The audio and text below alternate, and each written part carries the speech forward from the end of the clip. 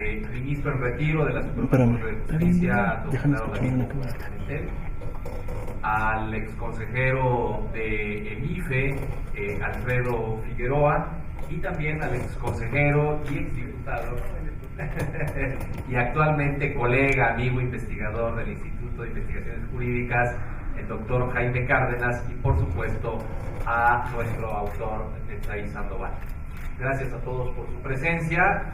En el orden que tenemos previsto para esta presentación, habla en primer lugar la doctora Loreta Ortiz, en segundo lugar el ministro retiro Genaro Góngora, después Alfredo Figueroa, finalmente Jaime Cárdenas.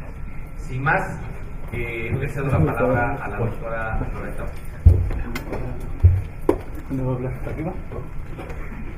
Buenas tardes. Pues antes de empezar con mi presentación, si quisiera agradecer al doctor Netzaí Sandoval por la invitación a participar en esta presentación de su magnífica obra sobre la seguridad de las elecciones en México. Muchas gracias, Netzaí. Y con tan prestigiados miembros del Presidium que hoy nos acompañan, es doblemente un honor. También agradezco la presencia de queridos amigos que se encuentran por aquí, destacados también en el foro. Por línea. Por toda la ayuda que siempre me han brindado y por participar en las mismas causas. Gracias, Emanuel. Muchas gracias. Bueno, el libro que analiza las causales de unidad de los procesos electorales en México. La intención es estudiar casos difíciles en los que la aplicación de las normas electorales no resulta automática. En primer lugar, se realizan diversos apuntes que permiten destacar la importancia de la calificación de las elecciones. Se señala que en el pasado un endeble andamiaje institucional incapaz de anular las elecciones fraudulentas fomentó el inicio de grandes movimientos sociales. Así se descubre la hipótesis que guía el texto.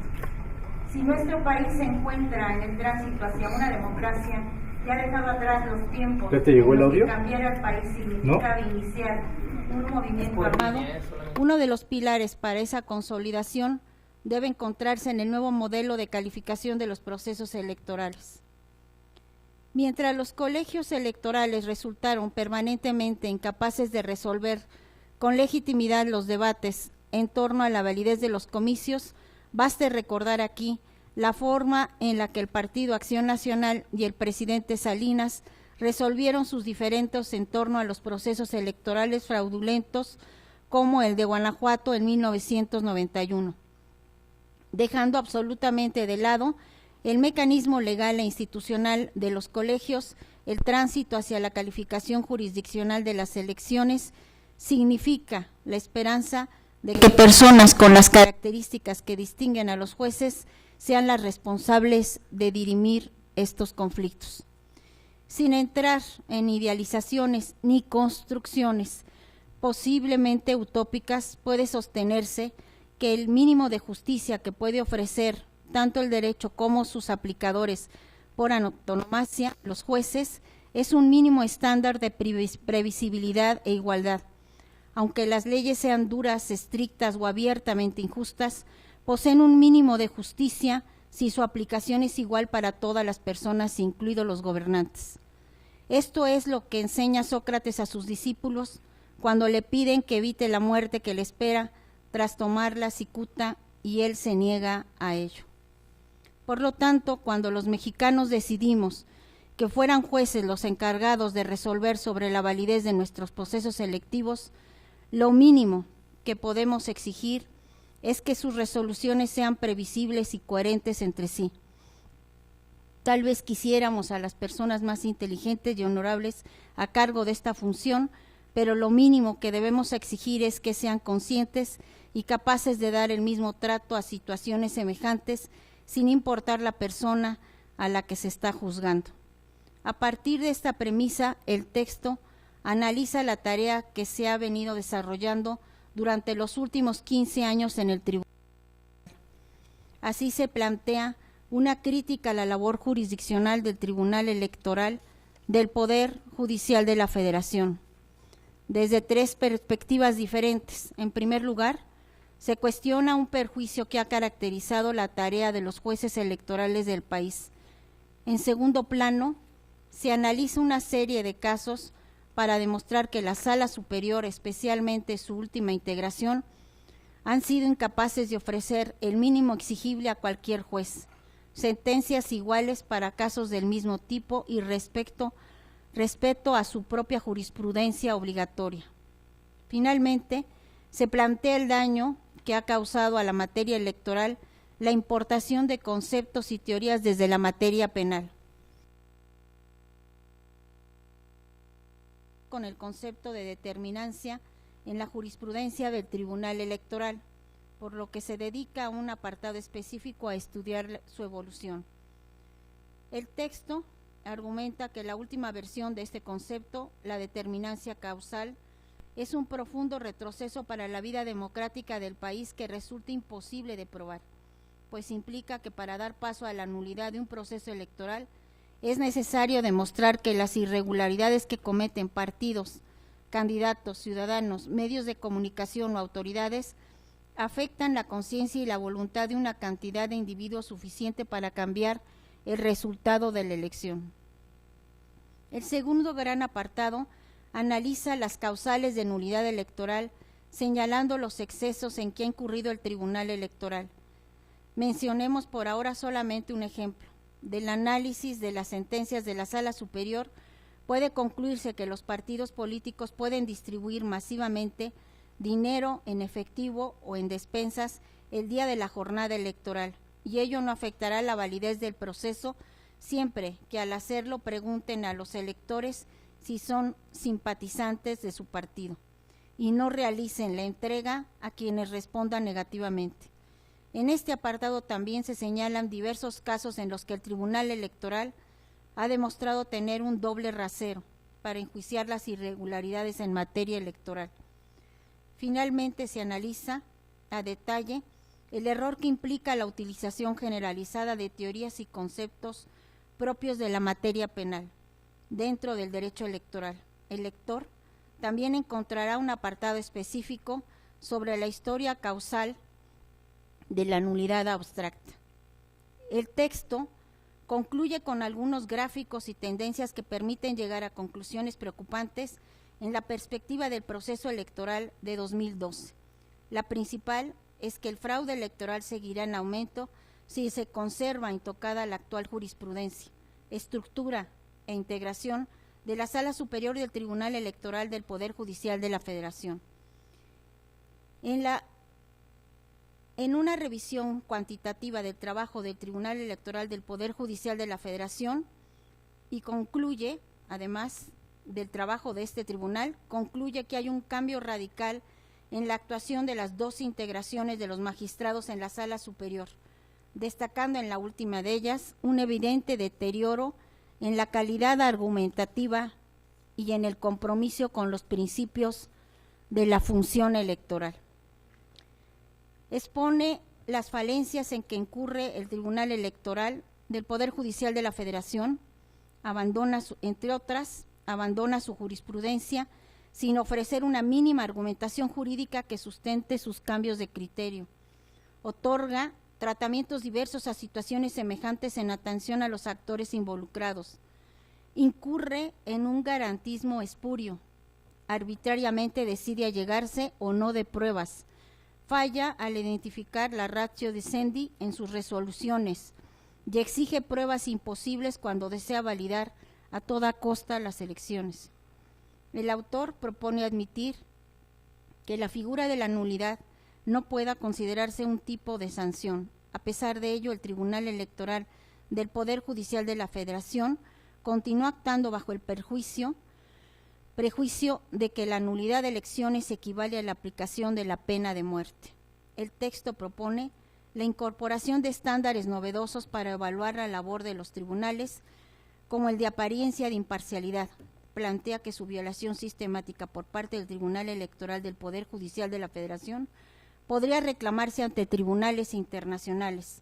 Desde una visión crítica, resulta una contribución fundamental para mejorar el desempeño de nuestras instituciones democráticas. Esta es la descripción de la magnífica obra que hoy presentamos en cuanto a su contenido. Yo quisiera agregar que precisamente tomando como partida esta obra, desgraciadamente y con las nuevas reformas que ya se planteó, la reforma constitucional y que están por acabar el proceso de aprobación por el resto de las legislaturas de los estados, y que la Cámara del Congreso de la Unión nos abocaremos a discutir precisamente el próximo periodo para la determinación ya final de toda la legislación secundaria, no se avisora un mejor futuro en esta materia. Vamos a seguir padeciendo una denegación de acceso a la justicia,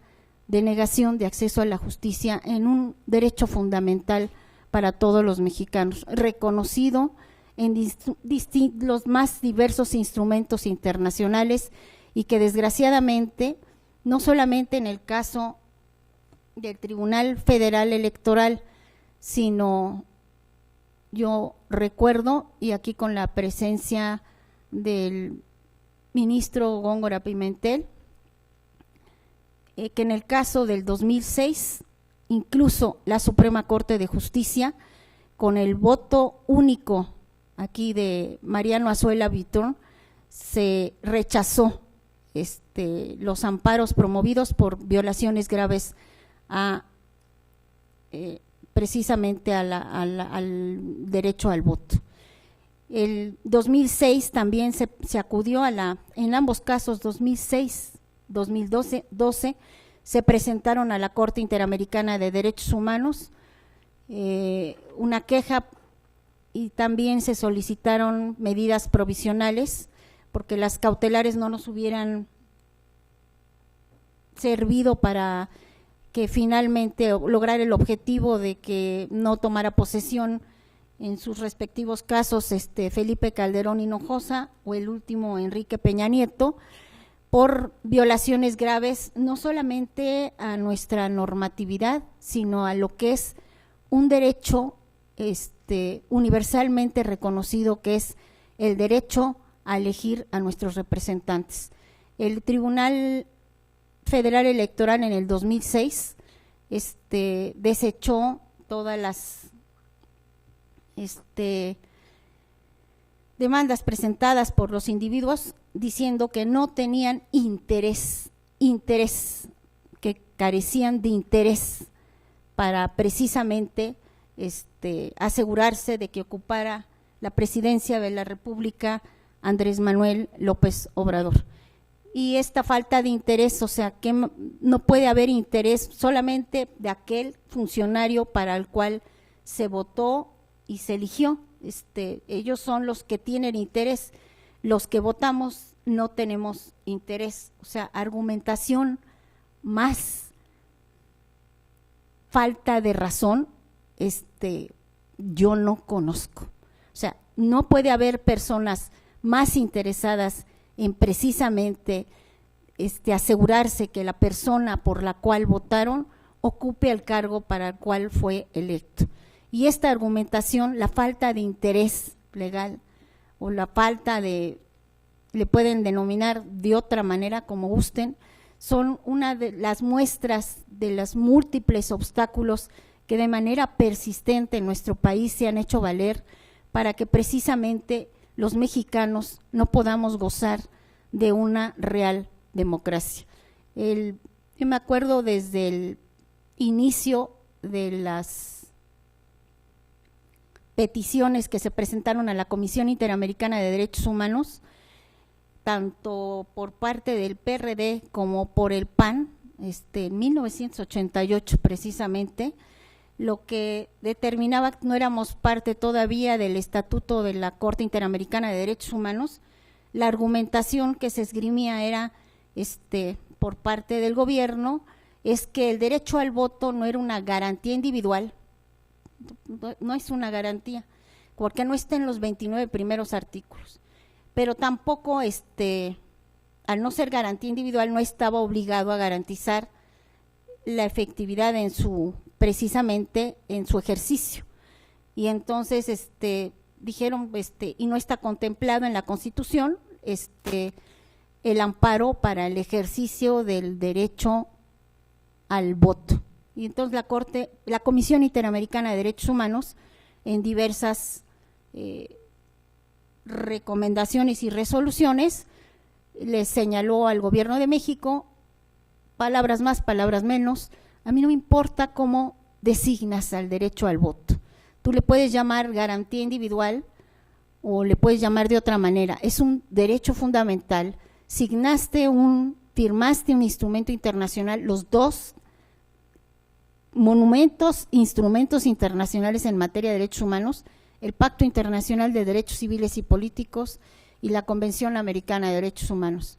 Y a pesar de ello, sigues dejando de reconocer precisamente el derecho de acceso al voto.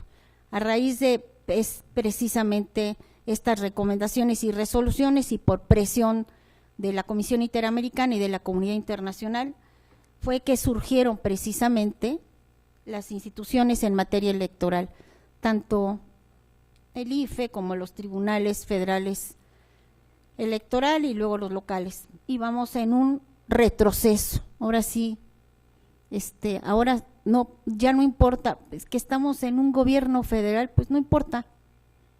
No, en materia electoral, ¿a quién le importa? Vamos a controlar todo desde el centro. Dizque para asegurar ahora sí que fue una prebenda para la reforma energética, pero en fin, para asegurar que ahora sí se hagan bien las cosas, pues, aunque está la redacción podrá de lo más impreciso, ambiguo, y con absoluta falta de visión, como bien señala en el inicio de su obra Netzaí, de que si no se aseguran el ejercicio del derecho al voto por los mexicanos, la única vía que van a tener de continuar las cosas como siguen serían las armas. Muchas gracias por su atención.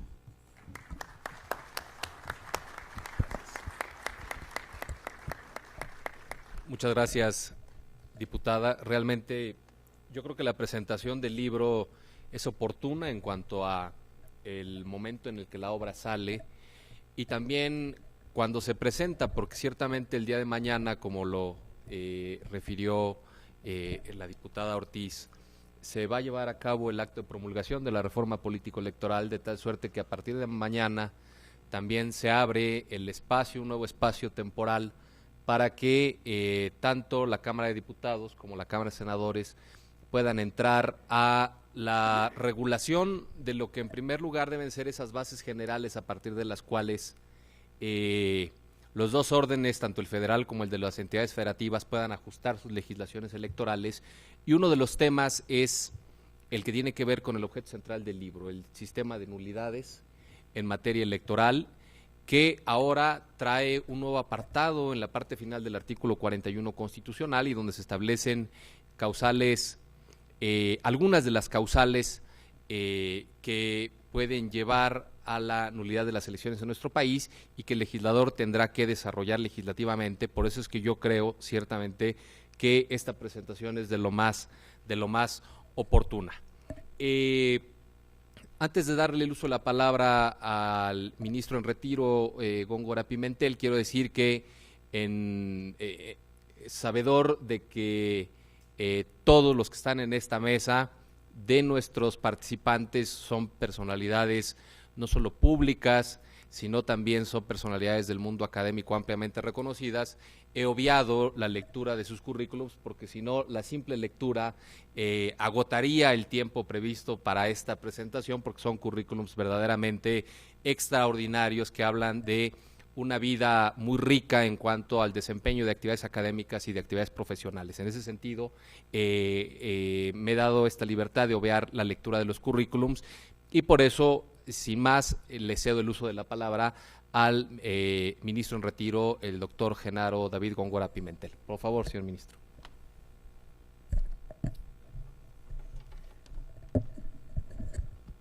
Gracias, señor coordinador. Me da mucho gusto estar en la presentación de este libro de Netzaí Sandoval Ballesteros, que es sin duda un distinguido jurista con mucho futuro, y este es un libro valiente, necesario. Qué bueno que tenemos un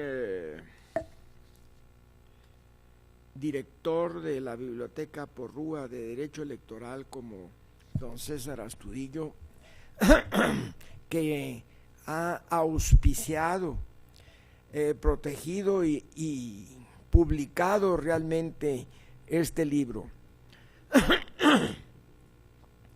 A mí me llama la atención y me gustó mucho la presentación y los comentarios de la señora diputada que nos antecedió en el uso de la palabra. Y comenzó hablando de Sócrates y de la cicuta. Actualmente existe un club. Los ingleses son muy dados a hacer clubes, y es un club que se llama el Club Cicuta, que prepara y presenta diversas formas de buscar la muerte, no solamente con la cicuta, sino con varias formas. Va estudiando una tras otra, pero y por fin se inclina por alguna que ha resultado muy hábil, muy efectiva. Algunos literatos, algunos historiadores y novelistas la han ya usado. Este libro que se llama The Final Exit, la salida última, es el que habla de este sistema para acabar con la vida. Sabiendo que tenemos nada más contados minutos, y antes de que el señor coordinador me vaya a llamar la atención si me excedo y haga así, o me pase una notita, que es lo que se acostumbra. Ya se acabó, ministro. Quiero hacer algunos comentarios.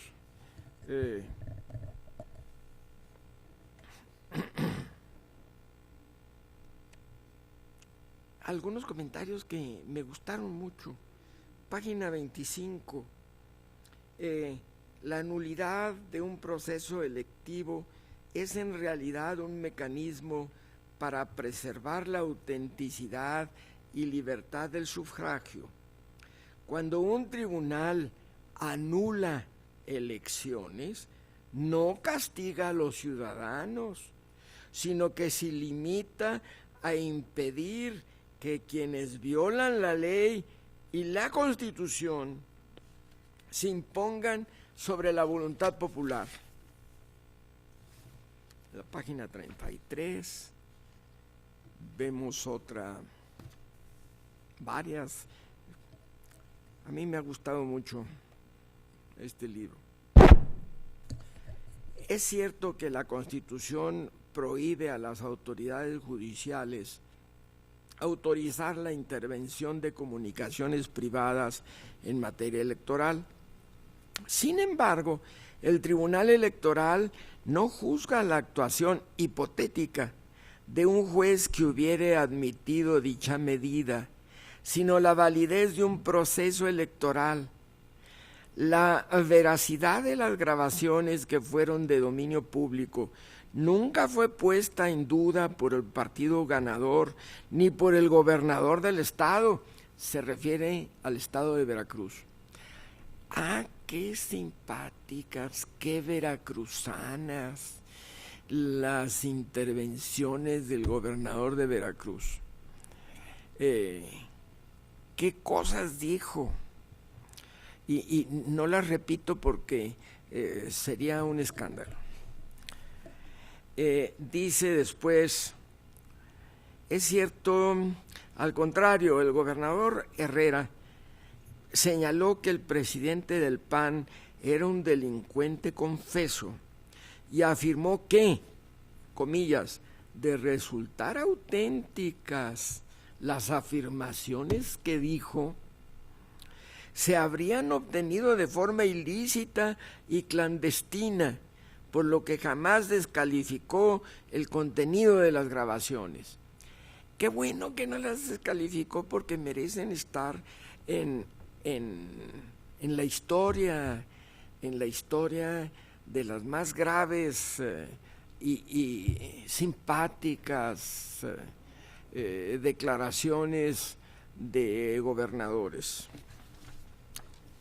La página 44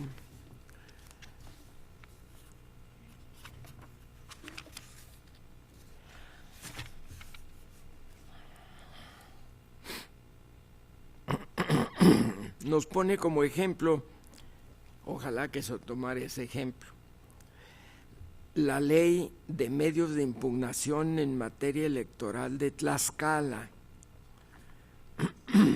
Tlaxcala es un estado pequeño, pero que tiene todo. Tiene un lago, tiene una montaña, tiene un desierto, todo chiquito, claro, pero es bellísimo Tlaxcala. Una elección, dice el artículo 99, fracción quinta, con una disposición semejante a la del Distrito Federal. Una elección será nula cuando un partido político, coalición o candidato rebase el tope de gastos de campaña establecido. Esto se probó, en mi opinión, con suficientemente. Algo que no deja de llamar la atención es cómo el gobierno de la República, buscando que hubiera en mi clase, cuando alguno de mis alumnos se duerme, entonces bajo mucho la voz y despiertan y ya no se duermen, pensando qué le pasará a este señor. No me pasa nada, lo que pasa es que si veo que alguien se duerme, me pongo muy nervioso.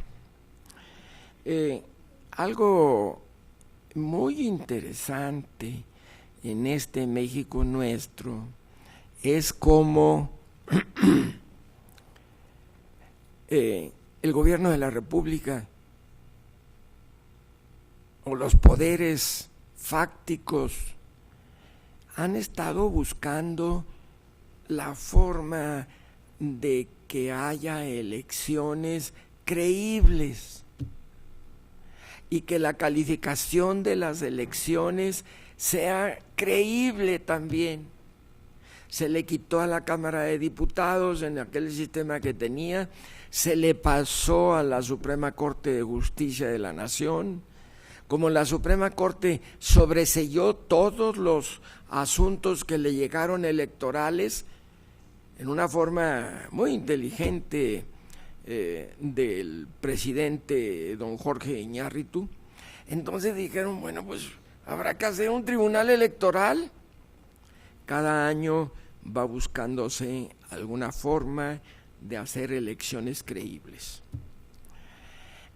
Y se hizo un tribunal electoral que comenzó mal porque entonces uno de los juristas más importantes del país lo tomó en broma y le llamó el tricuel. Ah, sí, el tricuel. decía el maestro Burgoa, que estoy seguro que en este momento me está escuchando muy complacido 1000 millas allá abajo, que es donde están los grandes juristas de la humanidad. Él mismo decía, cuando yo me muera, quiero ir a ese lugar donde se encuentran los grandes juristas del mundo, de esta humanidad, en la historia. Y con los ojos asombrados le preguntábamos, maestro, ¿y para qué quiere ir ahí? Pues para platicar con ellos, hombre. Después de ver que la Suprema Corte no quería entrarle a los problemas electorales, se crea, como digo, el Tribunal Electoral. Y luego, en el siguiente sexenio, se hacen otras reformas para buscar darle credibilidad a el sistema electoral en México.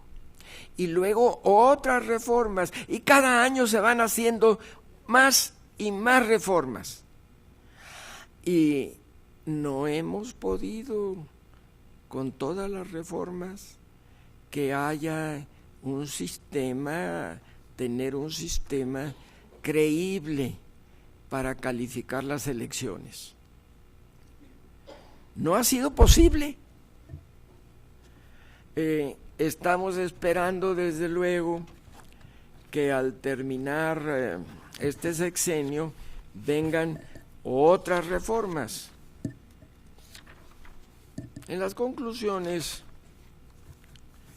en las páginas 99, 100,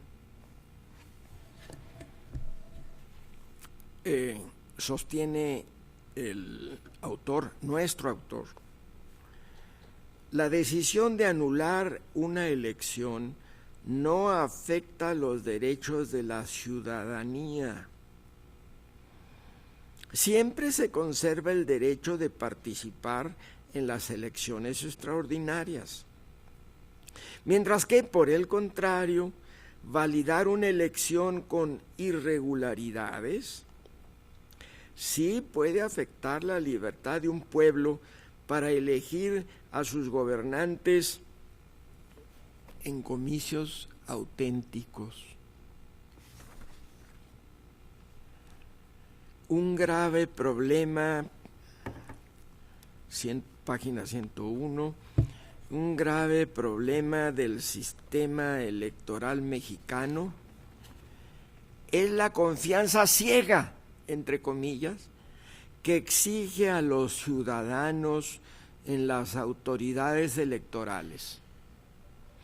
Es necesaria una reforma para que los ciudadanos, sin necesidad de acreditación, puedan presenciar y supervisar el momento del escrutinio y cómputo en las casillas, tal como hemos sostenido en este estudio.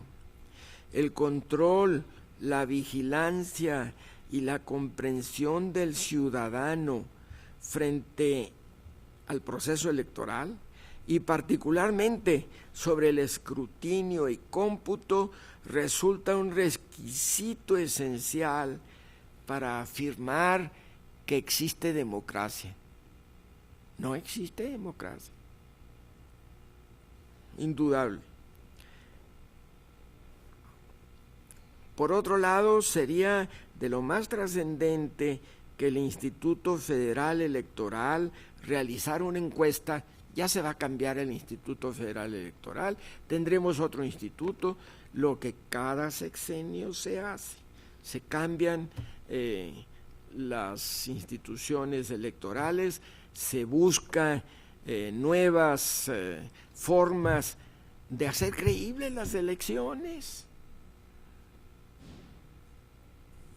Para cuantificar la presencia del fenómeno de compra y coacción del voto en las elecciones mexicanas y generar aproximados sobre su influencia en el resultado de la elección.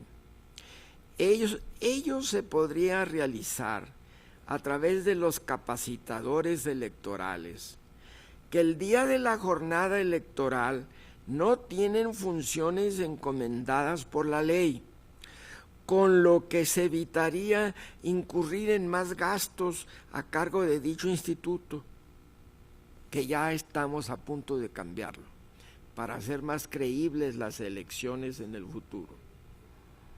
Y después, cuando vengan las nuevas elecciones con este nuevo instituto, será necesario volverlo a cambiar para que sean más creíbles las elecciones.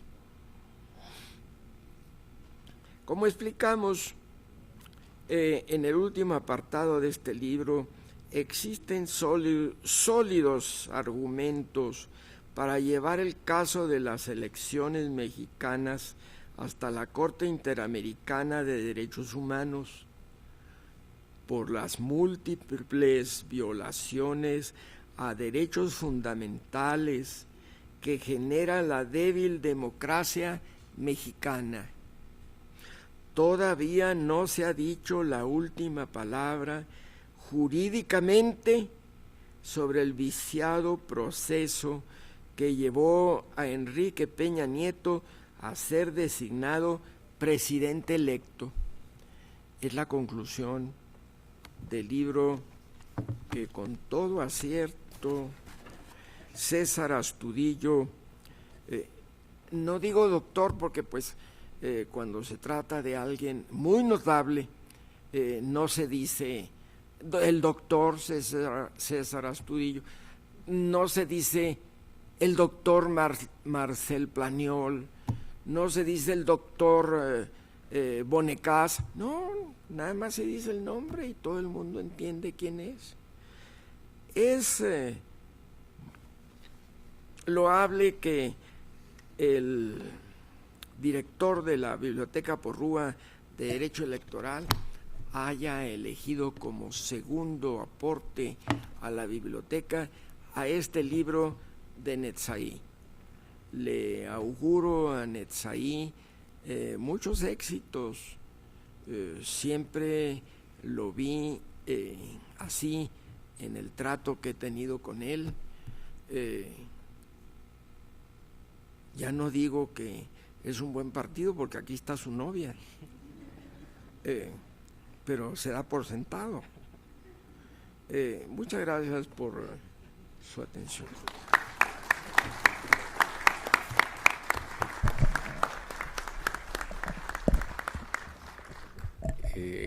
Apreciamos y aprecio en lo personal las palabras de el señor ministro en retiro, don Genaro David Góngora Pimentel.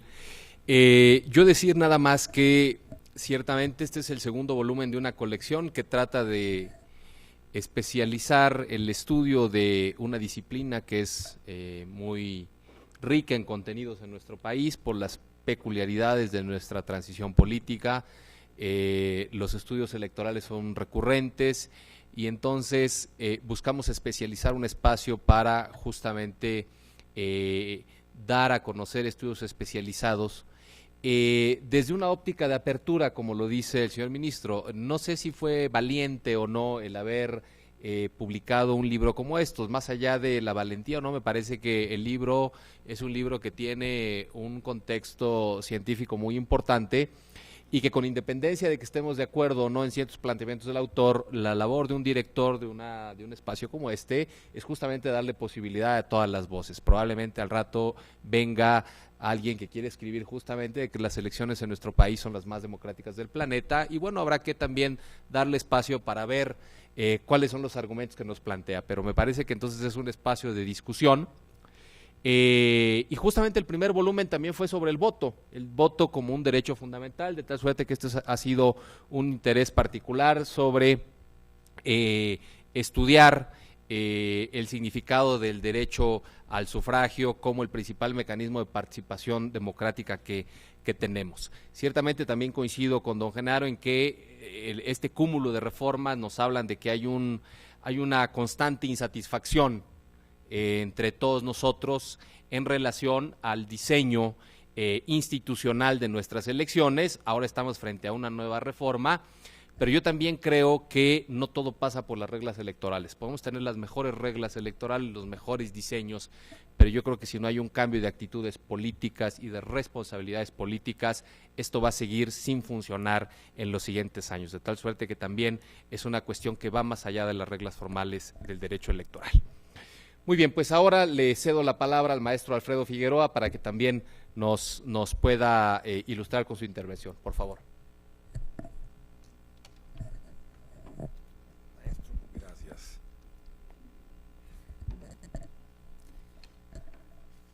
Bueno, buenas tardes, tengan todos y todas aquí en este espacio magnífico para presentar el libro del doctor Sandoval. Primero, muchas gracias por la invitación a hacerlo. Gracias por la invitación también a conocerlo a través de el texto que he tenido el gusto de revisar. Quiero, antes de entrar al contenido del libro, hablar de que debemos celebrar el que exista un ensayo como el que he podido leer, que toque justamente el tema de la nulidad, porque es una de las materias electorales, yo diría que menos se ha explorado en nuestro país. Si hacemos una revisión de documentos sobre esta materia, veremos que tenemos francamente pocos ensayos, pocos análisis que pongan en escena esta circunstancia. Y lo segundo, desde luego, es que el objeto de análisis de este texto es el Tribunal Electoral. El Tribunal Electoral, particularmente, no solo, pero particularmente a nivel federal, que es uno de los capítulos de uno de los poderes más conservadores que hay en México, que es el Poder Judicial. Uno de los análisis que nos permiten hacer visible el proceso por el cual los juzgadores llegan a determinadas conclusiones, por qué hacen un determinado análisis y cómo esto es prácticamente invisible en la opinión pública, pero también en la opinión publicada. Generalmente los ojos tienden a mirar a las autoridades administrativas y otras entidades y a atribuir ahí una discusión de carencias democráticas de todo signo. Una buena razón para leer la reforma política recientemente aprobada en la Cámara de Diputados es advertir cómo, por ejemplo, en el proyecto original, después de tantos cuestionamientos al Tribunal Electoral, el proyecto original aprobado en el Senado de la República por las tres fuerzas políticas traía como circunstancia el perpetuar durante 15 años a los actuales magistrados del Tribunal Electoral, haciendo extensiva esa condición en un transitorio, creo que el último de la versión original de aquel proyecto, lo que muestra claramente, a partir de las conclusiones que aquí se nos ofrecen, el estado de cosas que representa el Poder Judicial en general y el Tribunal Electoral en lo particular.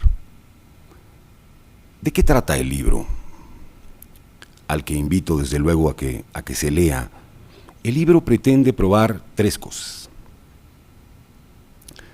que la anulación no es algo malo en sí mismo y que esta idea ha sido la que ha hecho al Tribunal Electoral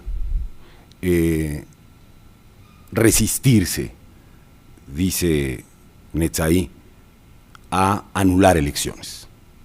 Se ha llegado a la conclusión de que es algo perverso, malo,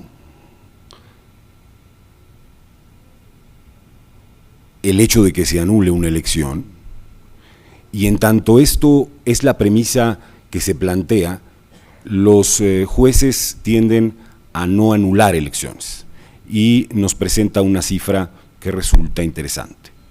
La cifra de cerca de 30 y tantos casos anulados por el Tribunal Federal y cerca de 50 que habrían sido anulados a lo largo de más o menos 15 años. Va a intentar el autor probar este elemento más allá de las normas y más allá de otro tipo de consideraciones, casi como una condición cultural de los jueces en México. Este es el primero de los elementos que aborda y que desde luego tiene un conjunto de conclusiones. El segundo aspecto del que trata el libro, que pretende probar el libro, es que existen resoluciones desiguales en circunstancias similares.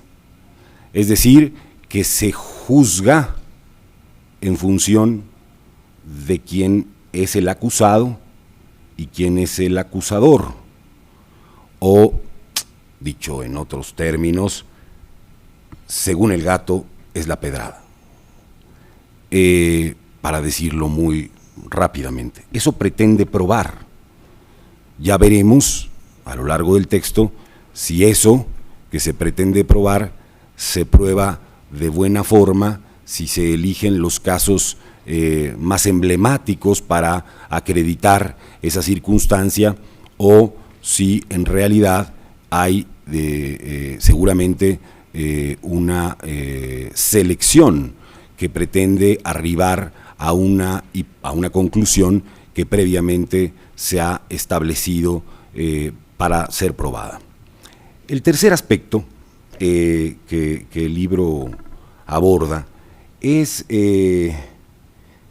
lo que quizá no lo frasea así el autor, pero esto que se conoce como el cuestionable uso, digamos, del derecho penal en el derecho administrativo sancionador.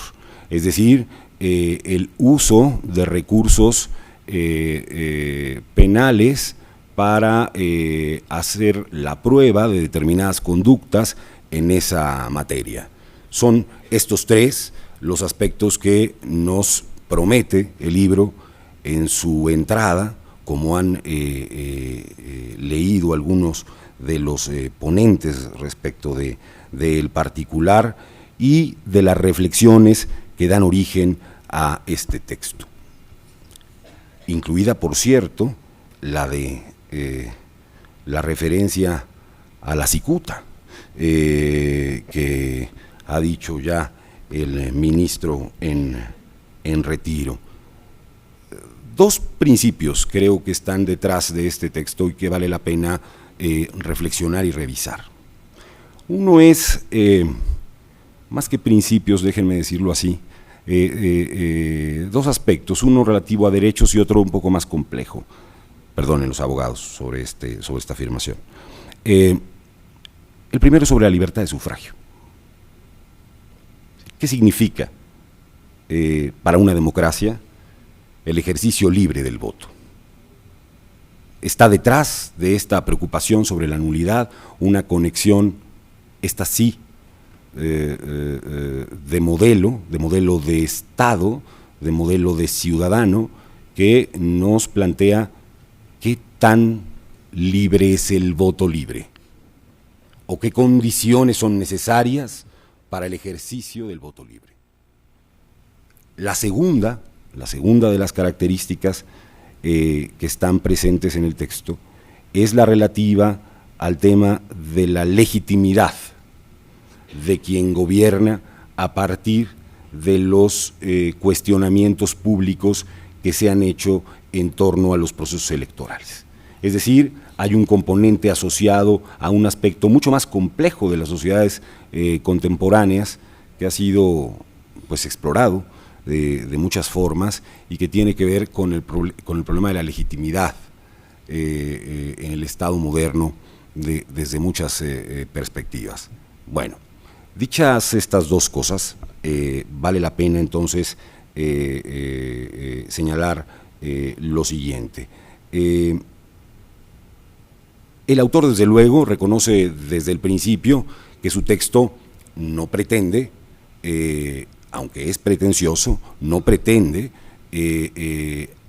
ir a temas tales como los aspectos culturales del voto, como los aspectos relacionados con la economía, con la sociedad, con la desigualdad que existe en el país. Y se circunscribe a la nulidad desde un análisis que yo he dicho es ambicioso no en el sentido negativo del término, sino en el sentido positivo del mismo. Creo que este ensayo debe dar lugar a otro conjunto de reflexiones, a otro conjunto de casos, porque el lector, yo como lector, me fui quedando en algunos capítulos un tanto insatisfecho como con lo que se podría desarrollar en función de las primeras ideas que ahí se venían planteando y plasmando. En este sentido, yo invitaría al autor a continuar esta tarea, porque ciertamente tiene en el texto aspectos que pueden representar un análisis mayor de las características en las que descansa el tema de la nulidad para nuestra democracia. Y aquí está, me parece a mí, el objeto central de lo que yo llamaría el planteamiento de un problema general de la democracia. ¿Qué representa, qué quiere decir que se anule una elección o qué cosa tiene que suceder para que aquello ocurra? No se aborda, por ejemplo, la idea de si es posible anular una elección presidencial, sino simplemente si se anula o no se anulan elecciones. Y yo me pregunto, me lo he preguntado como autoridad electoral durante el tiempo que lo he sido, ¿habrá algún tribunal en México, independientemente de lo que ocurra, que sea capaz de anular una elección presidencial? ¿El Estado mexicano tiene las condiciones suficientes? ¿Nuestra democracia tiene las condiciones suficientes para que alguien se atreva a anular una elección? Y si alguien se atreviera a hacerlo, ¿cuáles serían las consecuencias para la gobernabilidad de la República? ¿Cómo se desarrollaría la relación entre poderes? ¿De verdad eso que es una posibilidad lógica en nuestras normas es posible de ser aplicado en una elección presidencial? Yo sé que la pregunta puede resultar un tanto vaga, pero preguntémonos si habría algún tribunal que llegaría a esa conclusión en México.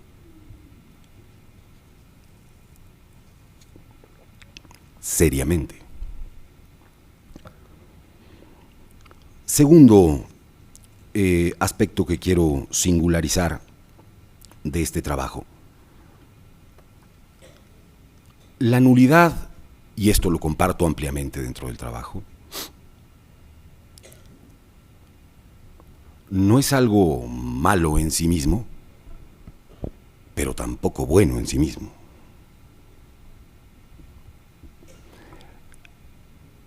Es el resultado de un conjunto de conductas que se plantean en una determinada realidad.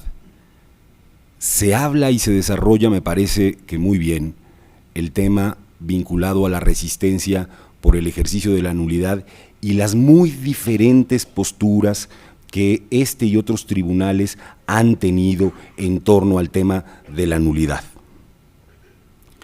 Pensada no, y en esto es muy importante decirlo, como la nulidad de la casilla, que se analiza menos, sino la nulidad de las elecciones. Y entra aquí a un concepto que ha aparecido ahora en el artículo 41, que hasta donde tengo entendido, se firma mañana, no sé qué día se publique, pero aparece en ese artículo 41 ahora ese concepto de la determinancia, para la anulación de una elección. ¿Qué significa la determinancia? Y hace, me parece, en esta, la mejor parte del texto, la más nutrida, un conjunto de análisis sobre lo que representa que algo sea determinante para que se anule una elección.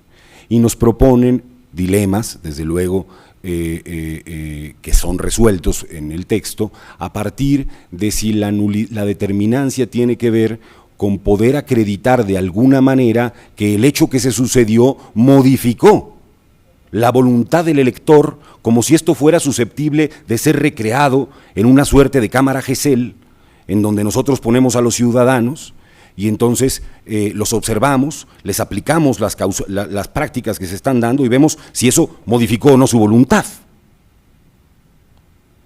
Lo cual, para un humilde sociólogo como yo, resulta francamente una de las cosas más irrisorias que he leído, pero he leído muchas, escritas por los jueces en México. Se pretende que se pruebe la nulidad esencialmente a partir de considerar no la determinancia como problema, sino un tipo de determinancia que no se asocia a principios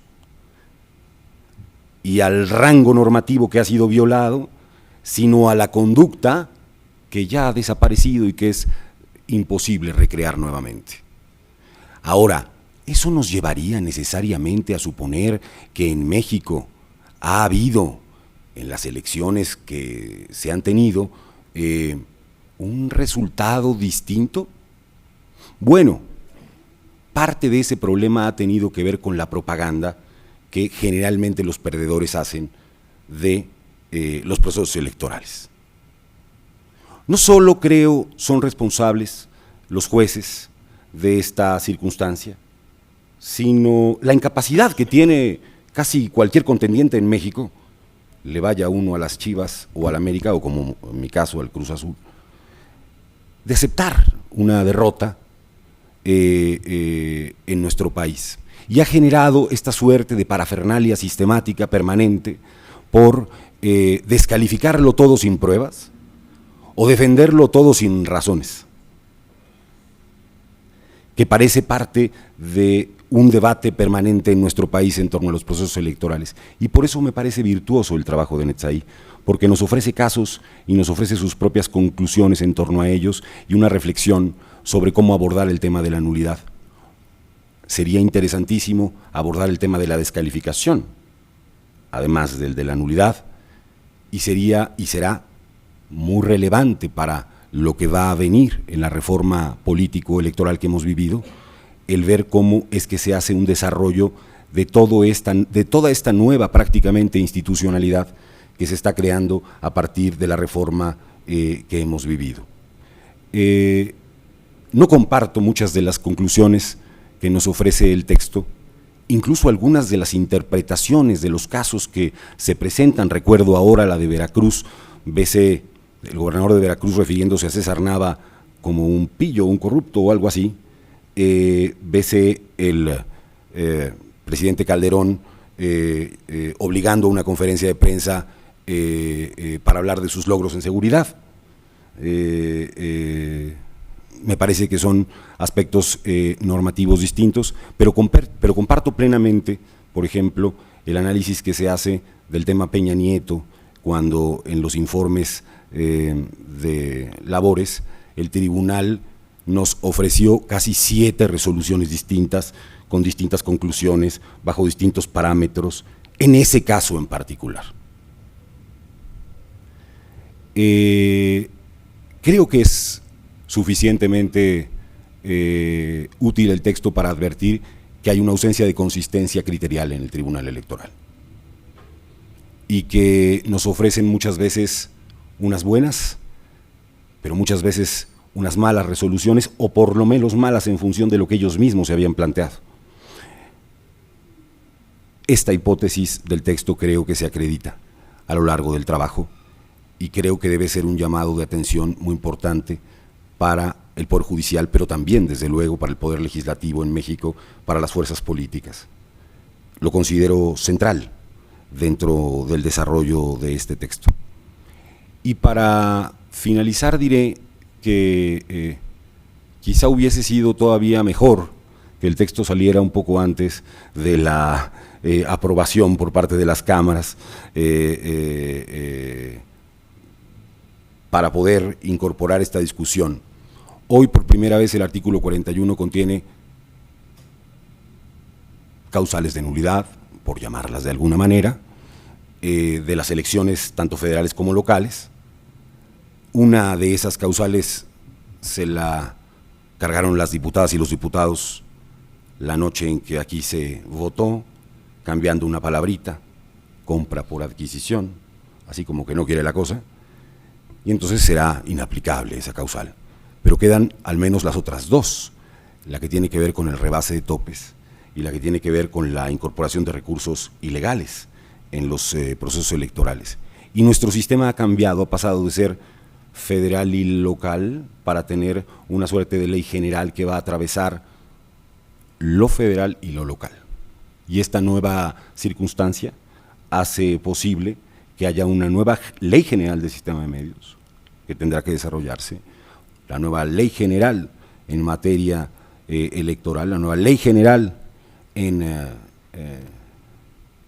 partidos y una nueva ley general que también va a trastocar, me parece, buena parte de la Procuración y Administración de Justicia en México, que es la relativa a la ley, dice el transitorio, de delitos electorales. No habrá, supondría uno, una reforma al código, sino una ley general. Se ha plasmado en el transitorio.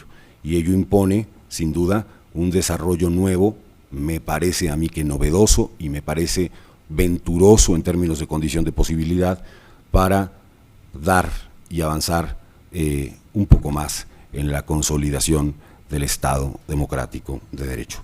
Felicidades al autor e invito a la audiencia a que se acerque al libro y por sus méritos arribe a sus propias conclusiones. Muchas gracias por su atención.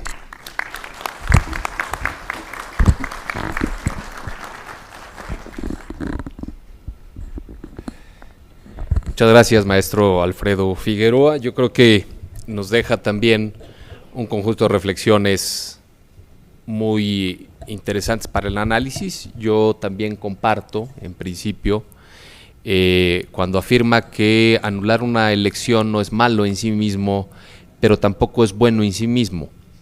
Y yo creo que así como debemos de ponerle atención en las reformas y en los estudios académicos de lo que significa una causal de nulidad de elecciones, también creo que nos hace falta justamente ver la puerta de enfrente o el reflejo de enfrente.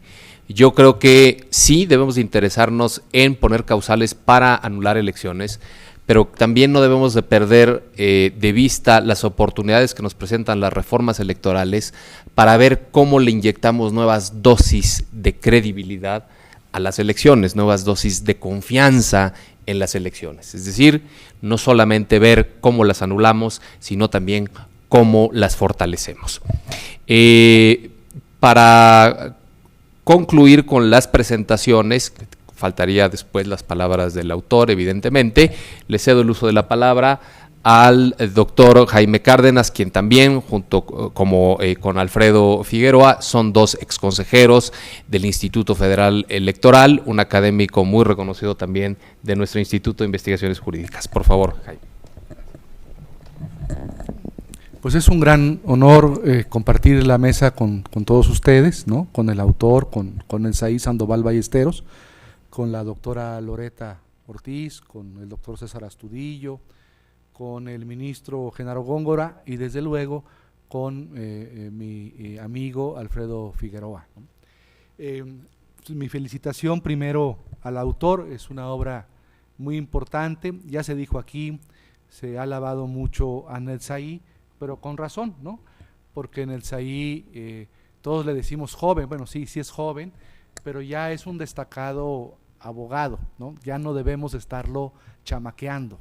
Es un destacado abogado que hace cosas importantes por su país, como la denuncia que se presentó ante la Corte Penal Internacional por actos de violación a los derechos humanos del gobierno de Felipe Calderón. O sea, no solamente es un joven, sino es un abogado muy destacado y muy comprometido con las causas democráticas y de los derechos humanos de nuestro país.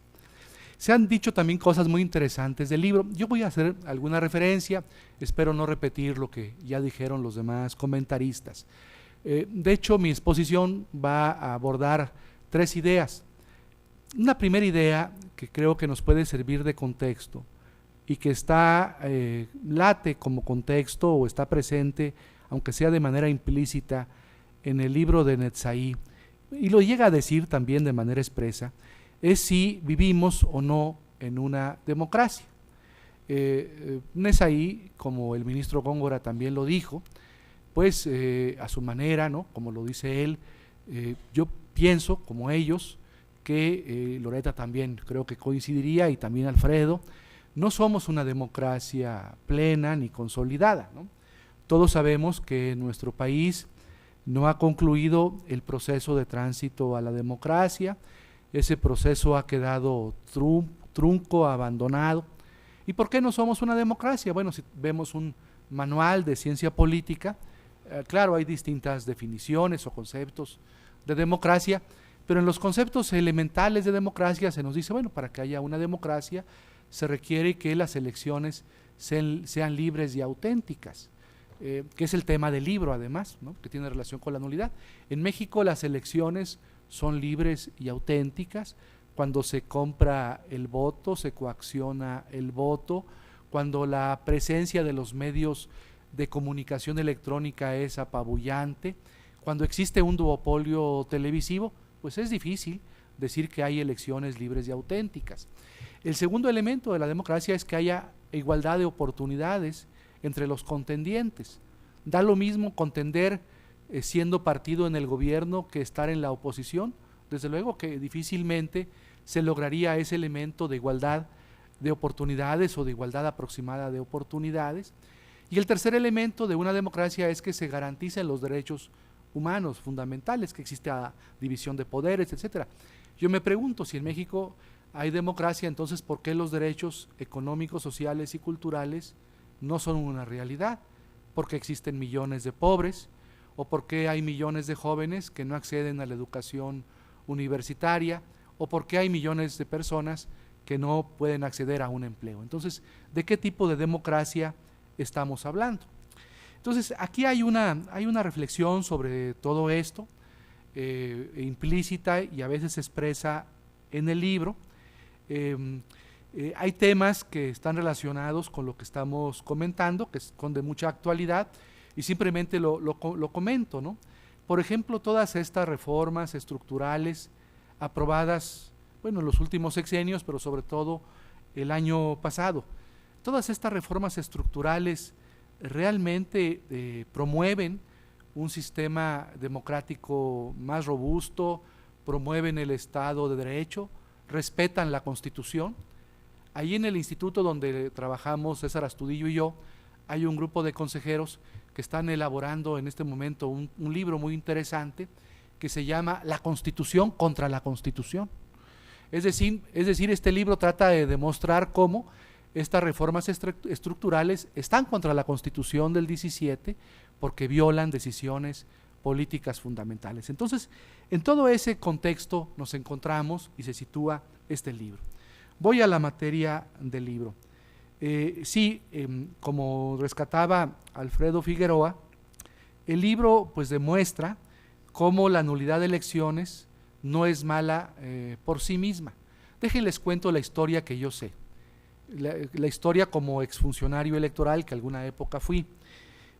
Cuando estos temas se plantearon desde hace 15 años, más o menos, cuando estos temas se comenzaban a plantear, hubo un criterio dominante en el Tribunal Electoral del Poder Judicial de la Federación que sostenía un principio importado del derecho privado que se llevó al derecho público.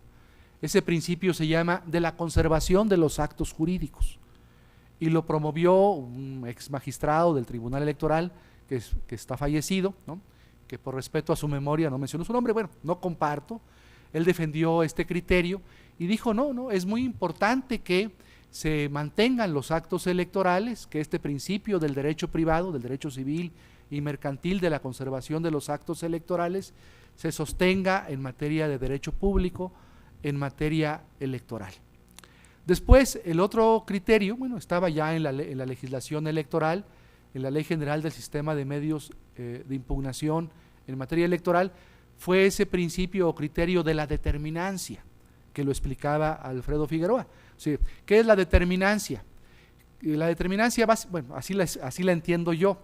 La determinancia significa que si no se hubiesen dado las conductas irregulares, el resultado hubiese sido distinto.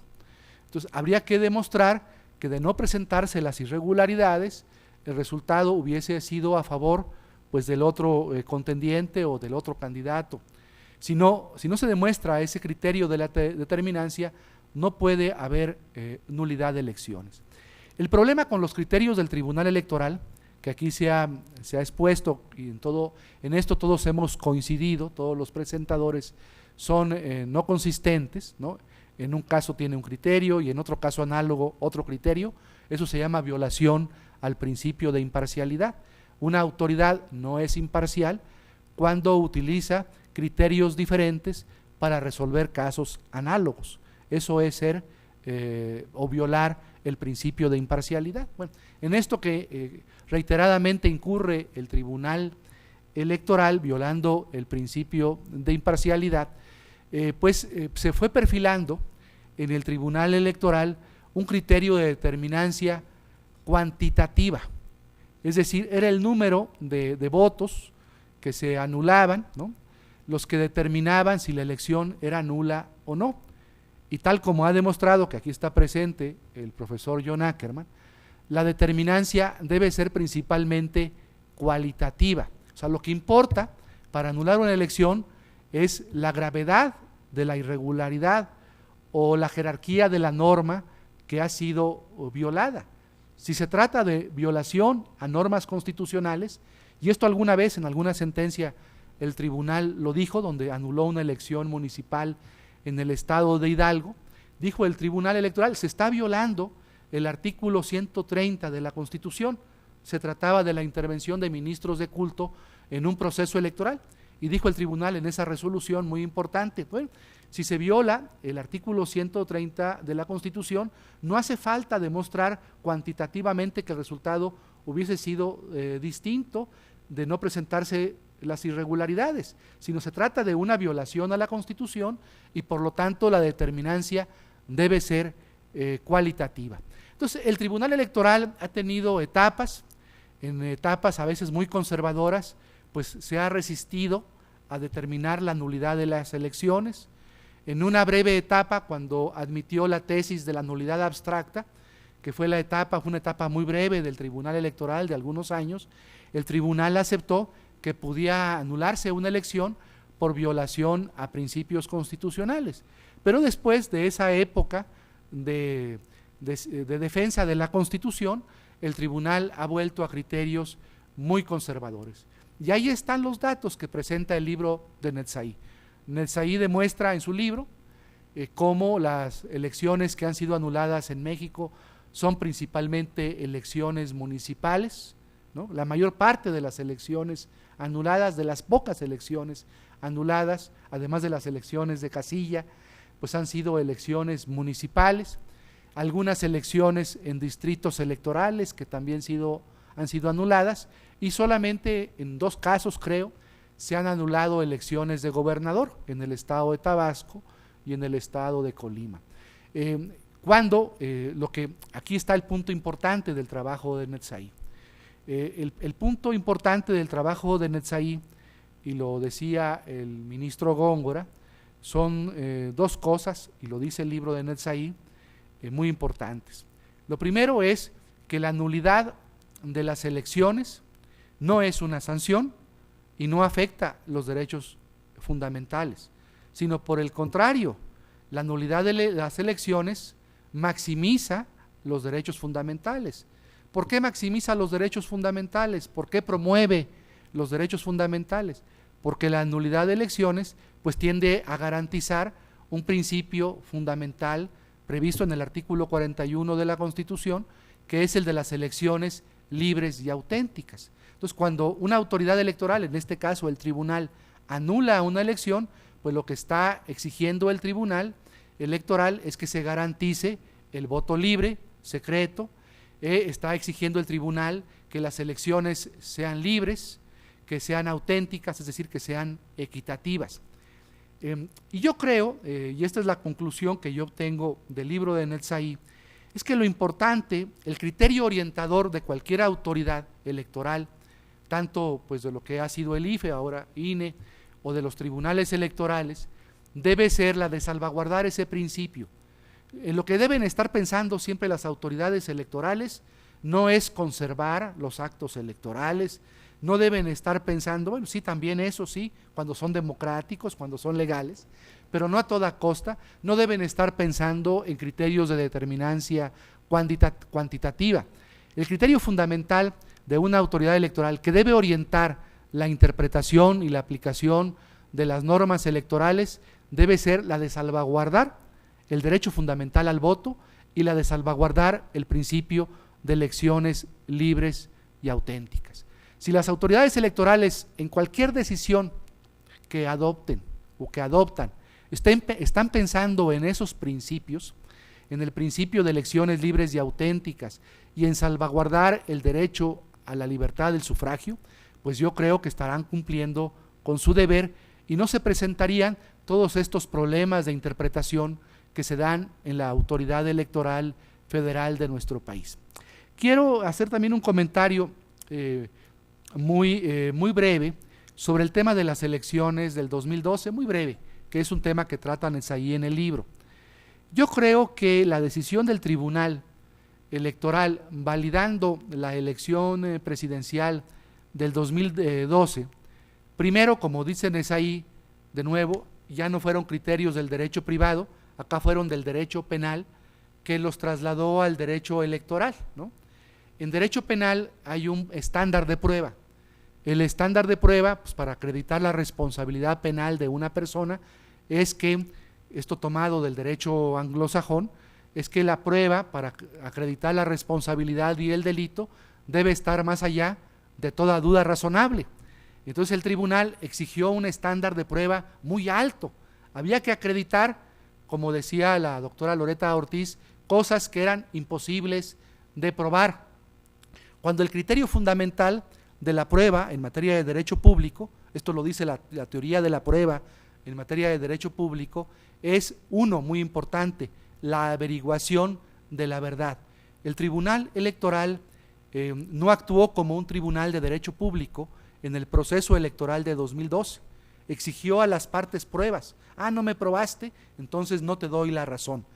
Debió haber actuado no como un tribunal de derecho público donde hay intereses privados en conflicto, debió haber actuado como un tribunal de derecho público y eso le obligaba a averiguar la verdad. Él tenía que ir a buscar las pruebas para determinar si la elección de 2012 había sido una prueba libre, auténtica, equitativa, con suficiente nivel de respeto al derecho al voto. Y el tribunal jamás dictó medidas para mejor proveer, jamás dictó medidas para llegarse de elementos probatorios. Si ustedes, les pido que lean esa sentencia que está en internet, lean esa sentencia de más de 1000 hojas, no quiero que lean las 1000 hojas, váyanse a la parte final. Hay unos párrafos finales en la sentencia del Tribunal Electoral que valida la elección de 2012, en donde yo me quedé pasmado cuando leí aquello. En los últimos días, el tribunal requiere al IFE, requiere a la Procuraduría General de la República, a la Fiscalía para Delitos Electorales, que la lleguen de elementos, de constancias, de elementos probatorios. Esa fue la única medida en donde el Tribunal Electoral exige pruebas y documentos a otras autoridades. Esos documentos son remitidos en tiempo y en forma por el IFE y por la Fiscalía para la Atención de Delitos Electorales. El Tribunal Electoral los incorpora al expediente, pero realiza omite algo que es gravísimo. No valoró jamás, no hay una valoración en la sentencia del Tribunal Electoral del Poder Judicial de la Federación de todas esas constancias. No solamente no averiguó la verdad del Tribunal Electoral en 2002 o en 2006, sino en el caso del 2012 no valoró constancias, es decir, dictó una resolución contra constancias o omitiendo constancias de autos. Y eso es motivo de responsabilidad, no solamente administrativa, sino de responsabilidad penal de los magistrados electorales. Finalmente, para concluir, ¿qué pasará en el futuro? ¿Bastarán estas nuevas causales de nulidad que establece ahora el artículo 41 de la Constitución, que será promulgado mañana y que será publicado en los próximos días, la reforma político-electoral, para que tengamos elecciones creíbles, libres, equitativas, auténticas? Yo lo dudo, ¿no? Si uno lee lo que dice la parte final del artículo 41 de la Constitución, pues la verdad se espanta. Fíjense lo que dice. Dice la parte final del artículo 41, o dirá cuando sea publicado en el Diario Oficial de la Federación la reforma electoral. Dice: la ley establecerá el sistema de nulidades de las elecciones federales o locales por violaciones graves, dolosas y determinantes. Vuelve a lo de la determinancia. En los siguientes casos: se exceda el gasto de campaña en un 5%. Es decir, tiene que excederse en 5% para que haya nulidad. Si se excede en un 1%, en 2%, cuando se trata de algo gravísimo porque vulnera la equidad, la elección auténtica, ahí no hay nulidad. Como decía Alfredo Figueroa, dice ahora el inciso B: se compre cobertura informativa o tiempos en radio y televisión fuera de los supuestos previstos en la ley. Antes decía adquisición. La palabra adquisición en términos electorales es mejor, porque la adquisición no hay que demostrar un contrato o un acto jurídico, sino lo único que se demuestra es que haya un beneficio a favor de un partido o de un candidato. La adquisición se puede probar con indicios, y además no es necesario que se demuestre que el candidato participó en la adquisición. Pueden hacerlo terceros, ¿no? Siempre y cuando le beneficie la cobertura en medios de comunicación, en radio y televisión, para que exista adquisición. No, ahora dice que se compre, es decir, hay que demostrar el acto jurídico, hay que demostrar que hubo un contrato. Pues jamás se va a demostrar eso. Si todo eso se hace por debajo del agua, ¿cómo se va a demostrar el acto jurídico o la relación jurídica para demostrar este supuesto? Y la última causal de nulidad es que se reciban o utilicen recursos de procedencia ilícita o recursos públicos en la campaña. Pero dice al final, en caso de nulidad de la elección, pues se debe acreditar siempre esa determinancia. Y esa determinancia existe cuando la diferencia entre el primero y el segundo lugar sea menor al 5%. Entonces, esa causa de nulidad, se los puedo augurar, esas causas de nulidad que prevé el artículo 41, pues solamente nos están avisando que va a ser imposible la nulidad de cualquier elección, y sobre todo de una elección presidencial, más allá de las consideraciones políticas que aquí se hacían. Entonces, ¿cuál es la solución, no? ¿Cuál es la solución para que tengamos en México una democracia y elecciones libres y auténticas? Pues lo que tenemos que hacer es cambiar el régimen. Muchas cosas habría que hacer, ¿no? En materia electoral, pues yo diría que algo muy importante que debemos hacer es modificar la influencia indebida de los medios de comunicación electrónica. Mientras siga existiendo en este país un duopolio en la televisión, no vamos a tener derecho a la información y por lo tanto no tendremos democracia. Mientras los empresarios sigan participando, financiando con recursos privados las elecciones, tampoco tendremos democracia y se incrementarán los niveles de corrupción en este país. Debemos derogar el financiamiento privado. Mientras en este país los ciudadanos no tengan mecanismos de democracia participativa amplios para ejercer sus derechos o manifestar sus puntos de vista, no tendremos democracia. Entonces, se aprueba la reelección, pero no se aprueba la revocación de mandato. Y finalmente, algo muy importante que aquí dijo la maestra Loreta, la doctora Loreta Ortiz.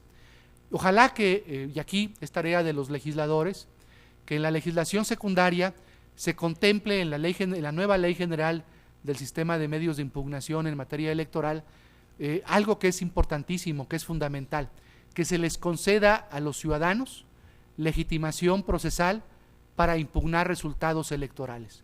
Hoy en día, solamente los partidos políticos pueden impugnar resultados electorales y los candidatos como coadyuvantes, pero los ciudadanos no podemos impugnar resultados electorales porque carecemos de interés jurídico, ¿no? Entonces, esperemos que ahora las nuevas categorías de interés legítimo, y yo diría en este caso hasta de interés difuso, se incorporen a la legislación electoral y se permita que los ciudadanos puedan impugnar resultados electorales cuando no lo hacen, o aunque lo hagan, los partidos y los candidatos como coadyuvantes. Nuevamente mi felicitación al autor, es un trabajo muy importante, es un trabajo no solamente de un jurista comprometido con la realidad de su país, sino diría yo, esboza un paradigma del derecho progresista a favor de los derechos humanos, a favor de la democracia. Este trabajo está en la línea de lo que se llama el garantismo, pero no el garantismo espurio que condena y que critica este trabajo. Muchas gracias y felicidades a Netzaí.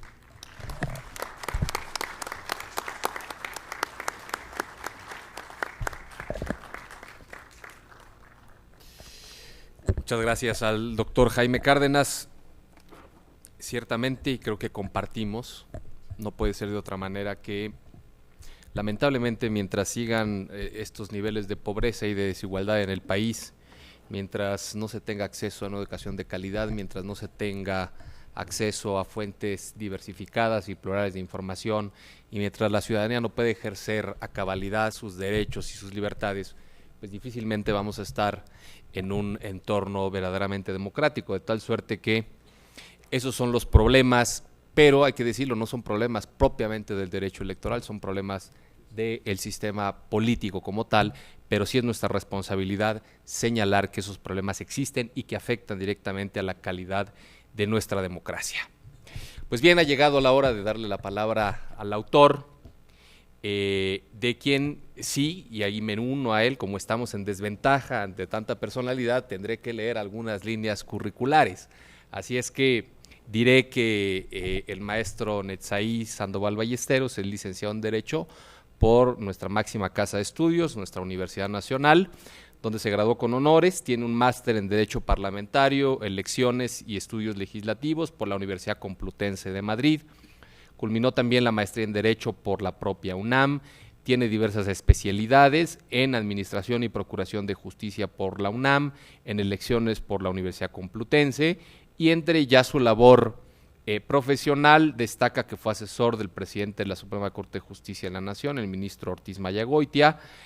Su trabajo académico ha sido premiado por el Tribunal Electoral del Poder Judicial de la Federación, es abogado postulante en Derecho Administrativo y Amparo, y también se ha desempeñado profesionalmente en esta Cámara de Diputados, en el Instituto Electoral del Distrito Federal, en la Consejería Jurídica del Gobierno del Distrito Federal, y hay que destacar que dentro de esto, en el año 2003, fue seleccionado por la UNAM y el Gobierno del Distrito Federal entre los 100 jóvenes líderes invitados a integrarse al exclusivo programa de formación de cuadros para la administración pública.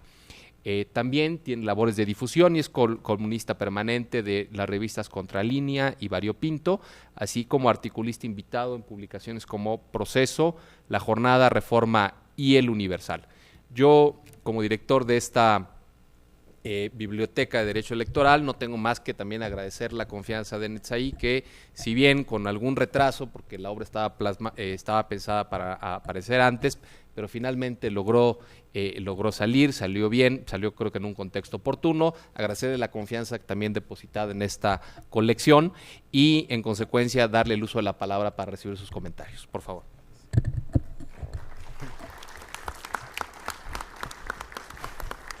Pues muchas gracias a todos por su presencia, por supuesto gracias a los presentadores, al moderador. Yo me siento muy honrado de que hayan aceptado participar este día y por supuesto a todo el público, a todo nuestro auditorio, pues a mis amigos, a mi familia, a todos ustedes que nos acompañan hoy. agradecerles enormemente su presencia, de verdad me siento muy pues conmovido, muy agradecido de verlos a todos aquí. Yo quisiera ser muy breve en esta intervención y voy a abordar nada más unas ideas que no necesariamente son textuales del libro, no quiero repetir el libro. Lo que quisiera más bien es compartir con ustedes algunas de las conclusiones que a mí me dejó la experiencia de escribir este texto. Hay una convicción, un descubrimiento que tengo muy claro después de haber escrito esto.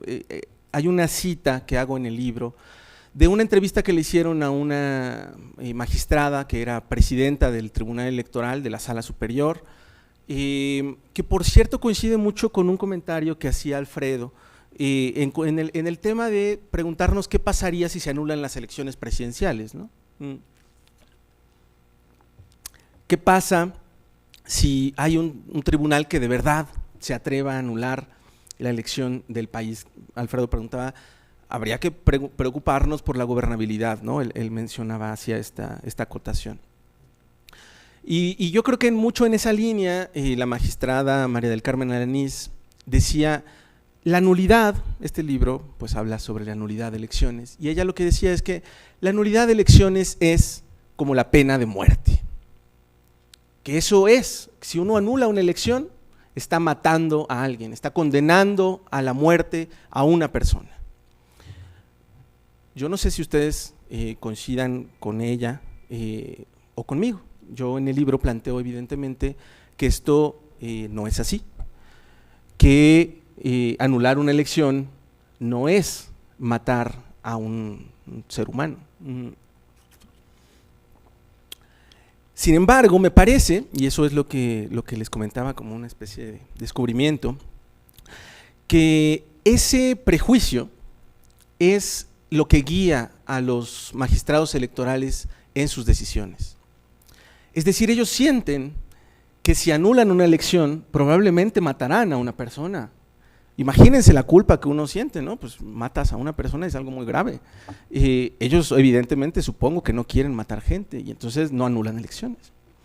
Pero aún suponiendo que tuvieran un prejuicio menos exagerado, si se quiere decir, yo digo también un prejuicio más sensato, parecido al que nos planteaba Alfredo, ¿no? Es decir, bueno, pero preocupémonos por qué va a pasar con las instituciones, qué pasaría si no hay presidente, ¿no? Es un tema que no se puede tomar irreflexivamente. Sin embargo, también es un prejuicio.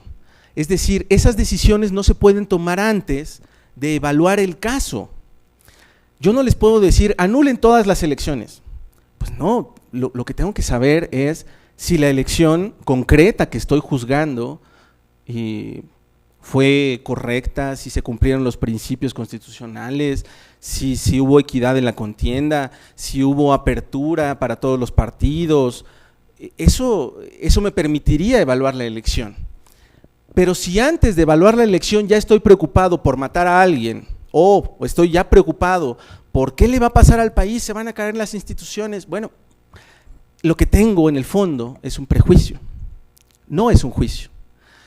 Y los prejuicios nos los podemos permitir todos lo tenemos, pero los jueces no deberían decidir con fundamento en sus prejuicios.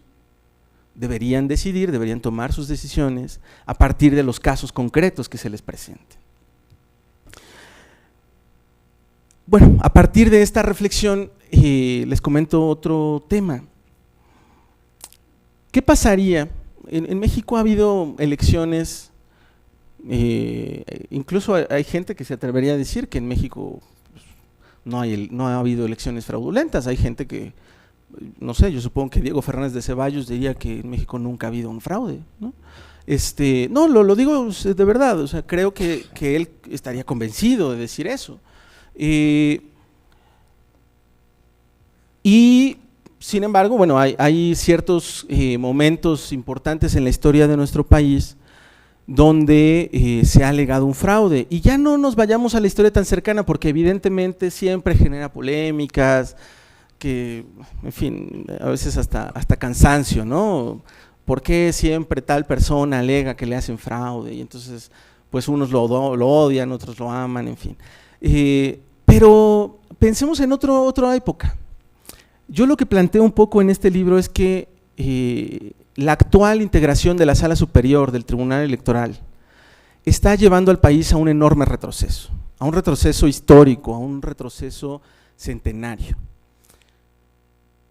La pregunta que yo les haría, que yo le planteo a los presentadores, pero y al público, incluso a los magistrados del propio Tribunal Electoral, es ¿cómo calificaría el Tribunal Electoral la elección de 1910 entre Porfirio Díaz y Madero?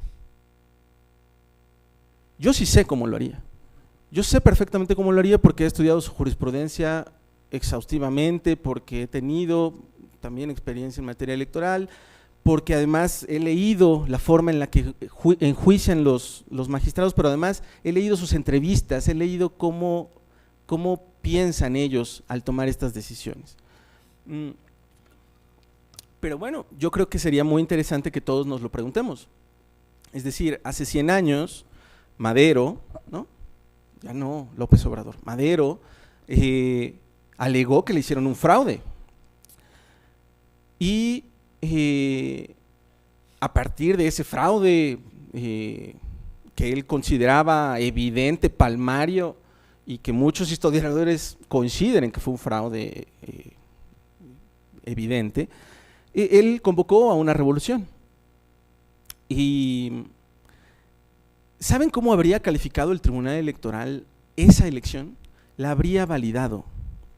Y no solamente la habría validado, se habría burlado de Madero y habría dicho, es que este señor no sabe perder. Eso es lo que pasa. Este señor no reconoce los resultados electorales. Y se les comento muy brevemente, ¿saben? Porfirio Díaz ganó con 18,625 votos y Madero perdió con 196 votos. ¿Qué habría dicho el Tribunal Electoral? Pues que no hay determinancia. Señor, miren, a usted sí lo metieron a la cárcel, al señor Madero, ustedes lo saben, lo recordarán, lo metieron a la cárcel antes de las elecciones. En plena campaña al pobre hombre lo metieron a la cárcel, ¿no? Porfirio Díaz lo ordena y está él, y no solamente él, sino la dirigencia del partido antirreeleccionista en prisión. Durante prácticamente un mes antes de la elección, él está en la cárcel. Y ¿qué habría dicho el Tribunal Electoral de esa irregularidad? Que evidentemente es una irregularidad, ¿no? Lo que habría dicho es que no es determinante. ¿Por qué? Porque pues ellos eran 10 o 15. 10 o 15 votos sumados a 196, pues evidentemente no transforman el resultado de la elección y por lo tanto la irregularidad no es determinante. Y evidentemente así habría ido uno a uno analizando los argumentos de Madero y habría dicho, la elección es perfectamente legal, vamos a aplicar el principio de conservación de los actos válidamente celebrados y vamos a celebrar al honorable presidente Porfirio Díaz. Creo que esto es un enorme retroceso porque para eso quedémonos con los colegios electorales. ¿Para qué queremos un tribunal que va a tener toda la parafernalia de un tribunal y todos los secretarios y toda la estructura y todo el dinero y todos los recursos y toda, pues incluso yo diría la esperanza de la gente en que sean jueces los que resuelvan estos conflictos? ¿Para qué queremos eso si van a resolver como resolvió el colegio electoral que validó la elección de Díaz, el colegio electoral que validó la elección de, ya, no hablemos ya más recientemente, pero todas las elecciones, ¿no? Donde se señalan fraudes electorales, pues terminan siendo validadas. Y en el caso concreto, lo que les planteo es, esto nos lleva a preguntarnos, pues, ¿en qué país vivimos? ¿En qué año vivimos? ¿No? México es un país democrático, con una democracia vibrante, como dicen algunos, donde hay libertad de expresión, donde la gente se manifiesta, o tristemente es un país en retroceso, es un país donde ahora se está aprobando en el Congreso de la Unión una ley para criminalizar las manifestaciones públicas, donde se está restringiendo la libertad de protesta, en fin. ¿En qué año vivimos? ¿Qué tribunal es este? ¿Qué país es este? ¿No? Yo no los invito a pensar como yo no quisiera que todo el mundo piense como yo. Lo que sí le exijo, y creo que todos deberíamos exigirle a nuestras autoridades y particularmente a quienes se presentan como jueces, es un mínimo de coherencia, un mínimo de consistencia. Si uno dice que la determinancia es una cosa, pues aplica ese criterio, hazlo, síguelo. ¿Saben qué decían mucho los ministros de la Suprema Corte? Yo los recuerdo del ministro Mayagoitia. Decía, miren, los jueces al menos tienen una dignidad. Si se equivocan, por lo menos son consistentes en el error, ¿no? O sea, ¿qué es lo que no puede hacer un juez? No puede equivocarse un día y luego rectificar y al siguiente volver a equivocarse y al siguiente volver a rectificar. Eso no es un juez. Eso es otra cosa, pero eso no es un juez. Un juez por lo menos nos da previsibilidad, nos dice, bueno, yo voy a juzgar así, estos son mis criterios. El problema con el Tribunal Electoral es que no ofrece eso. El problema con el Tribunal Electoral es que en algunos casos, precisamente, por ejemplo, cuando se ha alegado que las irregularidades están violando el principio de separación de Iglesia-Estado, lo que dice el tribunal es, pues basta con que tú alegues o tú demuestres que la irregularidad está afectando ese principio, un principio constitucional, para que yo anule la elección. Pero en otros casos me dice, no basta comprobar que la irregularidad fue, digamos, violatoria de la Constitución, sino que a veces me dice, pues sí, ya probaste que, imagínense, les voy a contar un casito.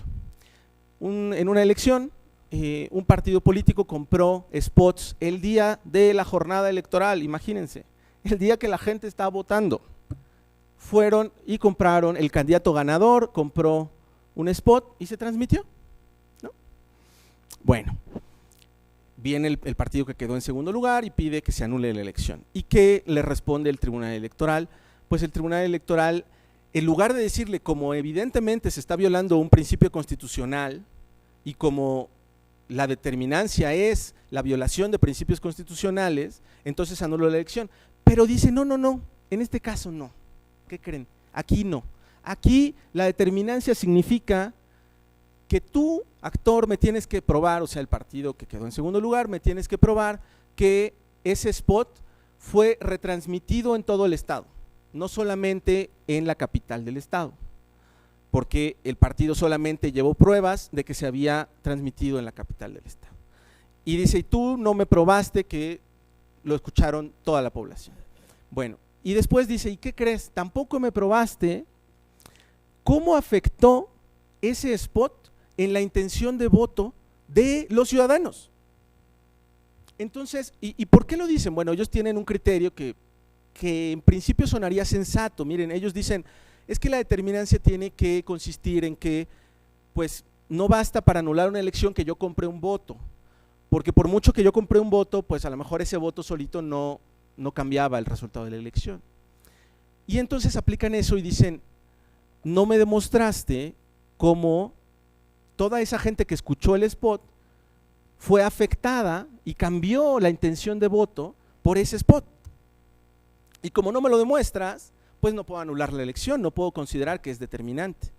Claro, lo que yo digo en el libro y lo que muchos autores han dicho, no solamente yo, es que esas son pruebas imposibles. Es un absurdo, es estrictamente, jurídicamente, en términos de la teoría de la argumentación, de la teoría de la prueba, es un absurdo exigirle a una persona que pruebe cuál era el estado mental de un sujeto, y mucho más de una pluralidad de sujetos, y después cómo fue afectada esa psique para transformar el resultado de la elección. Por mucho que yo llevara a todos los ciudadanos a una prueba confesional, pues el tribunal me podría decir que están mintiendo, que no es cierto. O sea, eso no se puede probar. Lo que sí se puede probar, y por eso yo lo que propongo en el libro es acudir a la determinancia entendida en un sentido normativo, en un sentido de principios. La determinancia debe ser la violación, o sea, ¿cuándo es una irregularidad determinante? Pues cuando viola los principios constitucionales, cuando está atentando contra nuestra orden constitucional, en ese caso es una irregularidad determinante. Y ese mismo criterio nos permitiría decir, si yo compro un voto, pues no voy a anular la elección, porque no fue determinante en el sentido del principio constitucional, no está atentando contra nuestra norma, nuestro sistema constitucional. Lo que digo es, el problema es que el tribunal tiene criterios inconsistentes, exige pruebas imposibles, y en fin, ya no quiero seguir haciendo la lista de los errores que comete, pero que son errores palmarios, de verdad. Tristemente, el caso yo esto los invito, ya lo dejo ahí, los invito a que lo lean, el caso de la propaganda que difundió Enrique Peña Nieto cuando era gobernador del Estado de México, violando la Constitución, y el Tribunal Electoral y el IFE decidieron no sancionarlo. En realidad el Tribunal Electoral finalmente, sí, porque el IFE había puesto una sanción, pero el Tribunal Electoral decide no sancionarlo, diciendo que quienes cometieron la irregularidad son las televisoras, ¿no? Y no Enrique Peña Nieto, precisamente porque no había un contrato que pudiera probar que Enrique Peña Nieto había ordenado que se transmitiera en todo el país propaganda ilegal. Pues claro, ¿quién va a poner por escrito algo que sabe que es ilegal, ¿no? ¿Qué narcotraficante, cuando sea detenido por la PGR, va a tener ahí sus escritos donde ordena matar y donde ordena? Eso es un absurdo, ¿no? Pero el Tribunal Electoral sí se atreve a pedir ese tipo de documentos, ¿no? Es que pues no hay, Enrique Peña Nieto no firmó confesando que él ordenaba que se transmitiera en todo el país propaganda violatoria de las normas constitucionales, y entonces no lo puedo sancionar, ¿no? Bueno, lo dejo ahí, les agradezco muchísimo su presencia, les agradezco mucho compartir esto conmigo. Muchas gracias.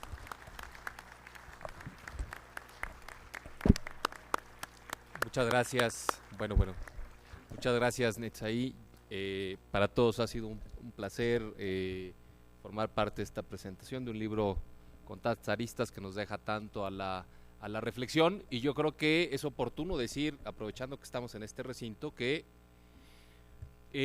aquí se han planteado una serie de problemas y que viene un tiempo que se abre a partir, yo creo que del día de mañana, para construir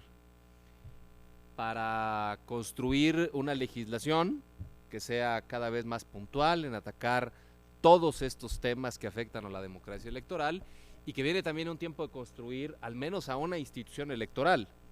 La otra viene en 2 años, pero entonces también nosotros debemos de plantear un contexto de exigencia, no solo para que esas leyes se construyan bien, para que no generen problemas y no traten de resolverlos, y para que también quienes lleguen a esas instituciones lleguen justamente teniendo en claro qué es lo que esta democracia necesita para revitalizar su salud, porque realmente tiene varios visos de enfermedad, y de enfermedad muy grave. Así es que, si eso lo podemos decir en este recinto, aprovechando el contexto de este libro, me parece que es oportuno. Es tiempo de construir, es tiempo de estar vigilantes, es tiempo de estar cercanos, y también me parece es tiempo de contribuir desde las trincheras donde cada uno esté, para que esto salga meridianamente bien. Así es que tu libro nos da la oportunidad de decirlo, y en consecuencia trataremos de de estar cercanos a lo que haga en específico la Cámara de Diputados, también el Senado de la República, en esta construcción de nueva institucionalidad y reglas electorales. Muchas gracias a todos, a todas por haber estado con nosotros. Le demos nuevamente un aplauso y un abrazo a nuestro autor. Gracias.